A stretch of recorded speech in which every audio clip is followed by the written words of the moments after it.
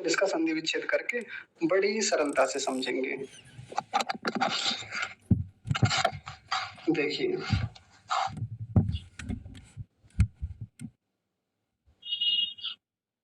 या मैं अभी अलग अलग ही लिख देता हूँ, एक साथ नहीं लिखता इसे। अद्वितीय, एक तो हो गया अद्वितीय और एक उसी में जुड़ा हुआ है अनुपम।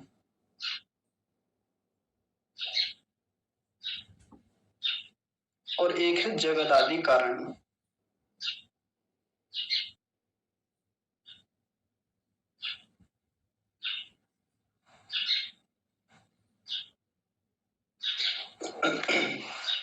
तो इन तीनों को मिला के क्या बोला गया वहां पे? हे अद्वितीयानुपमा जगदादि कारण।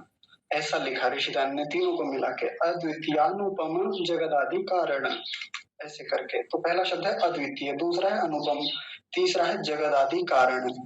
तो अब हम आज अद्वितीय को देखते हैं और अवसर मिला तो अनुपम को भी देखेंगे। तो परमात्मा कैसे हैं? परमात्मा है अद्वितीय। और अद्वितीय के लिए अगर इसको आसानी से समझना हो तो अंग्रेजी में एक शब्द चलता है, वो है यूनिक। यूनिक आपने सुना होगा, है ना? अब अद्वितीय किसे कहते हैं? तो जिसके जैसा कोई दूसरा ना हो। जैसे द्वितीय शब्द है, द्वितीय, द्वितीय का मतलब होता है दूसरा। तो अद्वितीय का मतलब हो गया जो दूसरा ना हो, जिसके जैसा दूसरा ना हो, उसको अद्वितीय कहेंगे। अब संसार में जैसे मान लीजिए हम चर्चा करते हैं, बात करते हैं किसी विषय में।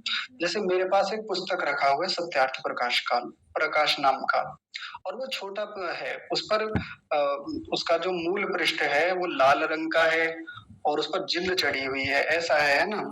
अब मैंने ये मंगाया, मान लीजिए 100 रुपए का मंगाया मैंने, तो मैंने एक बार फिर से ऑर्डर किया और मैंने मंगा लिया बिल्कुल ऐसा ही। तो मेरे पास एक और आ गया बिल्कुल वैसा का वैसा ही। तो दोनों कैसे हो गए? एक जैसे हो गए। एक दिन मैं कहीं गया था, मैंने किसी के घर में बिल्कुल वैसा ही रखा, देख लिया, और वो भी वैसा ही था, जिल्द वाला, वो भी 100 रुपए वाला ही था, वो भी लाल मूल पृष्ठ वाला ही था। तो मैंने क्या कहा, देखो भाई ये तो बिल्कुल एक जैसा ही, ऐसा तो मेरे पास है बिल्कुल ऐसा ही, बिल्कुल इसके जैसा दूसरा, द्वितीय दूसरा है।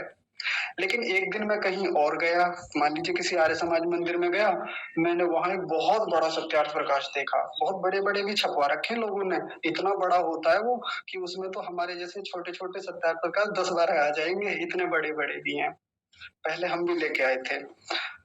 तो इतना बड़ा सत्यार्थ प्रकाश जैसे ही मैंने देखा तो मैंने क्या कहा, अरे ये तो बड़ा यूनिक है, बड़ा अद्वितीय है, इसके जैसा तो दूसरा सत्यार्थ प्रकाश कोई नहीं है। ऐसा आता है ना भाव मन में कि ये तो एकदम अलग है, बाकियों से अलग है, दिखने में अलग है, आकार में अलग है, और बाकी इसके फॉन्ट जो है वो भी बड़े अलग हैं, बड़े बड़े हैं फॉन्ट। उसको बड़े बूढ़े लोगों के पढ़ने में बड़ी आसानी होती है उसको लेके। ये छोटी पुस्तकें जो हैं सत्यार्थ प्रकाश की, कई बार जो बड़े बूढ़े लोग हैं जिन्हें कम दिखाई देता है, आंखों की रोशनी कम हो गई है, तो उनको समस्या होती है, इसलिए वो बड़ा बना दिया। तो वो कहते हैं भाई ये बड़ा अलग सत्यार्थ प्रकाश है, ये अद्वितीय है, ऐसा कहते हैं ना, अद्वितीय है। ऐसे ही देखिए हमारे और कितने व्यवहार चलते हैं शब्द को लेके।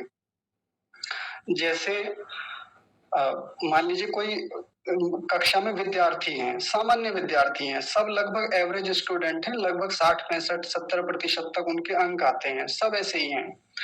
वो सारे के सारे प्रमोट होकर अगली कक्षा में चले गए सभी विद्यार्थी। ऐसे में उसी कक्षा में कहीं बाहर से एक और विद्यार्थी आ गया, एडमिशन लिया नया नया। वो था बहुत बुद्धिमान, बहुत टैलेंटेड। उसने भी परीक्षाएं दी अगली कक्षा में सबके साथ। अब उसके आए 90+, टॉपर था वो कक्षा में, सबसे अलग उसके नंबर आए। तो ऐसे में टीचर्स ने उसको बुला के उसको पुरस्कार दिया, उसको उपहार दिया सबके सामने, और क्या कहा, भाई ये बालक तो यूनिक है। अब तक जितने बालक थे वो तो एवरेज थे, सब औसत विद्यार्थी थे, लेकिन ये वाला जो आया ना, ये वाला यूनिक है, सबसे भिन्न है, सबसे अलग है, एकदम अद्वितीय है। संस्कृत में कहें तो अद्वितीय है, अंग्रेजी में कहें तो यूनिक है, और हिंदी में कहें तो सबसे अलग है, ऐसा कह सकते हैं। क्यों अलग है वो विद्यार्थी बाकी सब में? क्योंकि उसके भीतर की प्रतिभाएं, उसके भीतर याद करने की क्षमताएं, चीजों को समझने की, कंसेप्ट को क्लियर करने की क्षमताएं बाकी सब विद्यार्थियों से बहुत अलग हैं, भिन्न हैं, अलग हैं एकदम, और ऊंचे स्तर की हैं। इसलिए उस बालक को क्या कहा, अद्वितीय कहा। ऐसे कितने ही व्यवहार हमारे जीवन में चलते रहते हैं, जब हमारे जीवन में कोई ना कोई चीज़, कोई ना कोई व्यक्ति, कोई ना कोई व्यवस्था, कुछ भी यूनिक होता है, अलग होता है, भिन्न होता है, अद्वितीय होता है। लेकिन परमात्मा को तो स्पेशली अद्वितीय कहा गया यहाँ पर। क्यों? क्योंकि परमात्मा तो विशेष कारणों से अद्वितीय है। उसकी विशेषता या उसका अद्वितीय होना तो सब पदार्थों में सबसे विशिष्ट है। कैसे? तो आइए तोल के देखते हैं, थोड़ा तुलना करके देखते हैं बाकी चीज़ों से। जैसे ज्ञान के मामले में ले लीजिए, नॉलेज के मामले में सबसे पहली कसौटी तो यही कसी जाती है परमात्मा को लेके। संसार के सारे लोग जितने भी बुद्धिमान से बुद्धिमान हैं, सबको इकट्ठा कर लें, एक तरफ परमात्मा को खड़ा कर दें, बराबरी नहीं कर सकते कभी भी। कितनी ताकत लगा लें, कितना जोर लगा लें, लेकिन इन सब में यदि सबसे ऊपर कोई बैठेगा तो कौन बैठेगा? परमात्मा। तो उसकी योग्यता इन सब में क्या है? यूनिक है एकदम, बहुत अलग है, भिन्न है। एक सरकार है, किसी भी राज्य की, किसी भी देश की सरकार है, वो व्यवस्था बनाती है कि मैं अपने राज्य के सब लोगों का सारा डाटा एकत्रित करूंगा या करूंगी, है ना? वो अपनी पूरी ऐसी व्यवस्था बना के रखती है, मेरे राज्य में कितने लोग रहते हैं, किस कैटेगरी के कितने लोग हैं, गरीबी के ऊपर वाले, गरीबी की नीचे रेखा वाले कितने लोग हैं, सबका ब्यौरा वो रखते हैं। किसके पास कितनी जमीन है, संपत्ति है, उन सबका ब्यौरा सबके उनके पास है। किसके पास किस चीज के लाइसेंस हैं, सब ब्यौरा उसके पास है।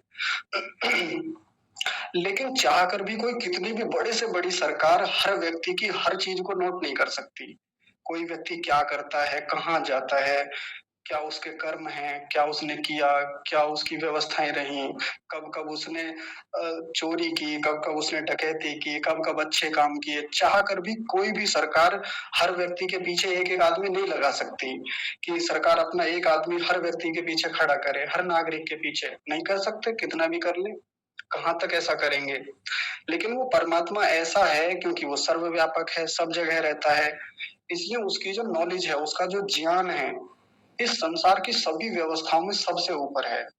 कोई व्यक्ति कितना कर्म करता है, क्या-क्या कर्म करता है, शारीरिक रूप से भी, मानसिक रूप से भी, परमात्मा के पास वो सब ज्ञान है, सब लिखा हुआ है। मतलब सब वो जानता है। लिखा हुआ होने का मतलब ऐसा नहीं कि रजिस्टर लेके बैठा है। हमने तो बचपन में यही कहानियाँ पढ़ी थी कि परमात्मा कहीं ऊपर रहता है, 7वें आसमान के भी ऊपर रहता है, 7वें पे तो अल्लाह रहता है ना, तो हमारे वाला तो उसके भी ऊपर रहता है। चौथे पे ईसाइयों का रहता है, तो हमारा वाला कहीं ऊपर रहता है और रजिस्टर लेके बैठा हुआ है मोटे-मोटे और लिखता रहता है हर किसी का। बल्कि इससे भी आगे की कहानी सुनी और बड़े हो गए तो, वो चित्रगुप्त बैठा हुआ है और उसने 2-2 देवदूत सबके ऊपर बिठा के रखे हुए हैं। एक दाएँ कंधे पे, एक बाएँ कंधे पे। दाएँ कंधे पे जो देवदूत बैठा हुआ है, वो पुण्य कर्मों का हिसाब लिखता रहता है। रजिस्टर है उसके पास एक बढ़िया ₹10 वाला और उसमें लिखता रहता है। एक बाएँ कंधे पे बैठा हुआ है, उसके पास एक रजिस्टर है, पेन ले रखा है और वो लिख रहा है। सबके ब्यौरे ले रहा है वो। ये व्यक्ति मर गया, वो रजिस्टर को लेके चला गया, दाएँ वाला भी और बाएँ वाला भी ले जाके चित्रगुप्त को पकड़ा दिया। चित्रगुप्त उन सबका लेखा-जोखा करता है कि इसको तेल में किसको फ्राई करना है, किसके पकौड़े तलने हैं, ये ऊपर जाके तय होता है फिर। किसको अप्सराएँ देनी है, किसको हूर पकड़ानी है, किसको शराब पिलानी है, किसको अमृत पिलाना है, ये सब ऊपर जाके तय होती हैं चीज़ें। ये हमारे गरुड़ पुराण जैसे जो पुराण हैं, गरुड़ पुराण ही है शायद वो, हाँ, इन पुराणों में है ऐसा वर्णन। इतनी महान कहानियाँ। परमात्मा का क्या बना दिया गोलू से गोलू, जो भी हो सकता था हमने वो बनाया परमात्मा का। जो अद्वितीय परमात्मा सर्वव्यापक होकर सबके सभी कर्मों का नितांत एक से एक छोटी से छोटे कर्म का भी हिसाब रखता है अपने पास, अपने संज्ञान में रखता है। उसके पास इतनी नॉलेज है, उसके पास इतना विवेक है, उसके पास इतनी स्टोरेज है पहले से ही। उसको क्या से क्या बना दिया। तो ऐसा विशेष रूप से परमात्मा ज्ञान वाला होने से क्या हो गया? यूनिक हो गया, अद्वितीय हो गया। है ना यूनिक परमात्मा, सब सब संसार की सब व्यवस्थाओं से यूनिक है, एकदम सब लोगों से एकदम भिन्न है, अद्वितीय है ज्ञान के मामले में। अब सामर्थ्य के मामले में देख लीजिए, सारे संसार के सभी बलिष्ठ लोगों को, पहलवानों को, जो भी अपने आप को बहुत योग्य मानते हो, कोई भी कितने भी बड़े से बड़ा देश हो, उसका राष्ट्रपति हो, कोई भी आ जाए, सबकी हेकड़ी निकलती है उसके सामने, किसी की कोई औकात नहीं उसके सामने, सब में महान है वो, सर्वशक्तिमान कहा उसको। और परमात्मा सर्वशक्तिमान होने से, सबसे अधिक शक्तिशाली होने से, इतने बड़े संसार को धारण करने से, बनाने से, वो कैसा है? अद्वितीय है, यूनिक है। हमने घर बनाया, एक कोठी बनाई बढ़िया सी, 1-2 करोड़ रुपए की बना ली, और हमने सोचा कि देखो मेरे बराबर तो अब कोई व्यक्ति है ही नहीं धनवान, मेरे जितनी सामर्थ्य किसी की है ही नहीं। मैंने और कई करोड़ रुपए की गाड़ी ले ली, कहीं बहुत भूमि खरीद ली, बहुत सारी और व्यवस्थाएं हमने इकट्ठी कर ली, और हम क्या सोच बैठते हैं कि मैं तो बहुत शक्तिशाली व्यक्ति हूँ, मैं तो विश्व विजेता हूँ, मैं तो ये हूँ, मैं तो वो हूँ। ऐसा आता ही है दिमाग में। कोई क्रिकेटर हो सकता है, कोई क्रिकेट का भगवान हो सकता है, कोई पॉलिटिक्स में भगवान हो सकता है, वो ये सोचे कि मेरे बराबर तो किसी का सामर्थ्य है ही नहीं। लेकिन आपके ऊपर भी एक है विराजमान अध्यक्ष, अद्वितीय है, जो सबसे, जिसका सामर्थ्य सबसे महान है, सबसे ऊंचा है, इसलिए वो अद्वितीय है। आपके जैसा दूसरा इस संसार में कोई है नहीं, ना हो सकता है, कभी नहीं हो सकता। आप नित्य अद्वितीय हैं, नित्य को लगा लीजिए इसके साथ, हमेशा से आप अद्वितीय हैं, आगे भी रहेंगे, आज भी हैं। और किसी मामले में देख लीजिए, न्याय के मामले में देख लीजिए, संसार भर के सारे जज इकट्ठे कर लीजिए, कहीं ना कहीं अन्याय करते ही करते हैं, पक्षपात करते ही करते हैं। किसी ने 1-2 लाख रुपए सरका दिए, मामला ही बदल दिया, केस ही पलट दिया इधर से उधर, है ना। कोई रिश्तेदार आ गया, उसका कोई केस आ गया इनके ही दरबार में, यानी इनके न्यायालय में, मामला ही बदल दिया, अपने निर्णय पलट दिया। मुकदमा जो चलता कई महीनों, इस इन्होंने 4-5 दिन में ही सुलझा दिया मामले को, हो गया कल्याण। इतना इनका केस चलता है।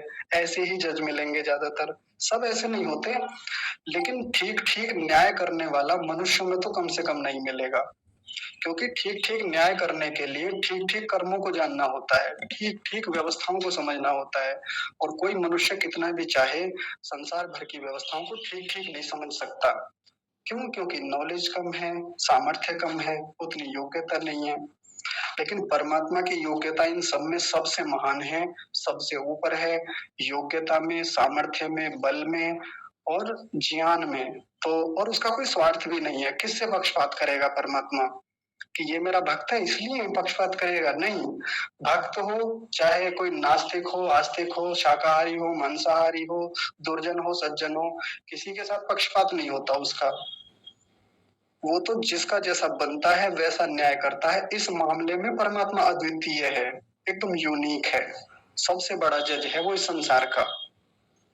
और भी कोई देख लीजिए, दयालुता के मामले में देख लीजिए, परमात्मा वहां भी यूनिक मिलेगा। जैसे मैं हमेशा एक उदाहरण देता हूँ, इस संसार में सबसे बड़ा दयालु हमें कौन दिखता है परमात्मा के अलावा? हमारी माँ दिखती है, हमारे गुरु दिखते हैं, हमारा पिता दिखता है। किसी के लिए उसके भाई बड़े दयालु हो सकते हैं, किसी का कोई दोस्त बड़ा दयालु हो सकता है, उसके लिए बड़ी कृपा करता है ना। किसी के लिए किसी का कोई और हो सकता है, बहुत सहायता करने वाला, किसी का कोई बॉस हो सकता है कंपनी में। लेकिन हमारे वाला जो है, ये जिसकी हम बात कर रहे हैं, इसके जितना बड़ा दयालु है ही नहीं कोई। कितने भी दयालु से दयालु लोग हों, जिन्होंने अपनी हड्डियां तक दान कर दी, जिन्होंने अपना पूरा जीवन राष्ट्र के लिए लगा दिया, जिन्होंने अपनी खाल खिंचवा ली, जिन्होंने अपनी आहुति लगा दी राष्ट्र के लिए, समाज के लिए, वो भी उतने बड़े दयालु नहीं है जितना बड़ा दयालु परमात्मा है। उसने क्या कुछ नहीं दिया, बल्कि उसके होने से ही हम हैं, उसके इतना कुछ करने से ही हम, हमारा जीवन है। वो एक पल में समेट ले सारी व्यवस्थाओं को, जीवन एक सेकंड आगे नहीं बढ़ सकता, इसलिए वो अद्वितीय है। उसको प्रलय करने में एक सेकंड छोड़िए, सेकंड माइक्रो सेकंड तक नहीं लगेगा उसे प्रलय करने में। माइक्रो मिनी सेकंड जो भी होते होंगे, 10⁻⁻10 मिनी सेकंड या जो भी होते होंगे, आप उसकी कितनी गहराई में चले जाइए, इतना समय नहीं लगेगा उसको प्रलय करने में। इस मामले में वो अद्वितीय है। कहीं भी ले जाइए, कितने भी गुणों को ले आइए, सब गुणों के मामले में परमात्मा अद्वितीय है। ठीक है जी। तो अद्वितीय शब्द हो गया है। वैसे तो इस पर कितनी बातें की जा सकती हैं अद्वितीय स्वरूप को लेकर के, कोई व्यक्ति की पहुँच कहीं तक हो सकती है, मेरी पहुँच तो जी इस पूरे जिले तक है, मैं इस पूरे जिले का अधिकारी हूँ, जिलाधिकारी हूँ, मेरा तो रौब चलता है, मैं आईपीएस हूँ या मैं ये हूँ, मैं मंत्री हूँ, मैं इस क्षेत्र का सांसद हूँ, मेरी तो वहाँ तक पहुँच है, मेरी ऊपर तक पहुँच है, कितनी भी ऊपर तक पहुँच है, लेकिन जिसकी हम बात कर रहे हैं, इसकी पहुँच वहाँ तक है, जहाँ तक ब्रह्मांड का अंत होता है। जहाँ तक उसने बना रखा है और उसी में विराजमान भी है, उसी में रहता भी है। इस मामले में वो अद्वितीय है। तो पहुँच में देख लीजिए किसकी कहाँ तक पहुँच है, किसका कहाँ तक विस्तार है। ठीक है, मैं चाहता हूँ कि आप लोग और विचार करें ध्यान में बैठ करके, शाम को उपासना में बैठें, सुबह में उपासना में बैठें, एकांत में चिंतन करें, तो परमात्मा के इस अद्वितीय स्वरूप को बाकी सब गुणों के साथ मिला करके, उसके साथ जोड़ करके देखिए और आप पाएंगे कि पहले के मुकाबले उपासना और आसान होने लगी है। मन बहुत अच्छे से लगने लगा उपासना में और परमात्मा के प्रति प्रीति बढ़ती जा रही है। जिस परमात्मा को लेके भाव अलग थे, आज बदल गए हैं। आज उसके जैसा महान सखा, उसके जैसा महान पिता, गुरु, आचार्य, न्यायाधीश कोई दूसरा दिखेगा ही नहीं फिर। और फिर हमारे भीतर एक अलग शक्ति होगी, एक अलग ऊर्जा होगी, क्योंकि हमारे जीवन में बहुत सारे दुखों का आधार तो ये है क्योंकि हमारा परमेश्वर पर विश्वास नहीं है, उसकी न्याय व्यवस्था पर, कर्म फल व्यवस्था पर विश्वास नहीं है। इसलिए हम डरे रहते हैं, ये हो गया तो ये क्या हो जाएगा, वो हो गया तो वो फिर कैसे समझेगा मामला। संभालने वाला बैठा है ना, हम पहले अपना तो पुरुषार्थ लगाएं। वो इतना महान कर्म करने वाला, वो इतना ऊंचा न्यायाधीश ऊपर बैठा हुआ है, तो फिर डरना किस बात का, फिर चिंताएं किस बात की, फिर क्यों तनाव लेना व्यर्थ के। चिंताएं बड़ी सरल हो जाती है, फिर कोई उतनी चिंता नहीं रहती। इसलिए इस कम से कम इस जो ये जो नाम चल रहा है, ये जो गुण है परमेश्वर का अद्वितीय, इसको लेकर और गहराई में विचार करेंगे। अगर आपकी अनुमति हो तो इस अनुपम को भी देख ले, नहीं तो फिर इतना ही रहने दें आज। बताइए। नहीं, रहने दीजिए। ठीक है, आप इतने पर विचार कीजिए, अद्वितीय पर। बाकी तो कितने सारे नाम अभी आते रहेंगे, आपको विश्वास भी नहीं होगा कि ऐसे ऐसे भी नाम हैं, हमने तो कल्पना भी नहीं की थी। तो बहुत सारे नाम हैं, बड़े बड़े कठिन नाम आएंगे, बड़े बड़े प्यारे नाम आएंगे और बड़े सुंदर ऐसे ऐसे गुण परमात्मा के सामने आपके आएंगे, आप हैरान रह जाएंगे कि अच्छा ये भी चीज हो सकती है परमात्मा के बारे में, ये तो सुना ही नहीं था, ये तो सोचा भी नहीं था। आप ऐसा नहीं कि मैं बता रहा हूँ इसलिए आपको ऐसा लग रहा होगा कि भाई यही बता रहे हैं। आप स्वयं पढ़ के देख लीजिए, आप स्वयं भी पढ़िए, आर्या बीवी ने पुस्तक मंगाइए, हो तो नहीं तो पीडीएफ में मैं भेज दूंगा आपको, ग्रुप में आज मैं भेजूंगा पीडीएफ में इसे, आप वहां से भी पढ़ते रहिए, देखिए। हाँ मीरा बेटी, आप बताइए, कुछ कह रहे हैं।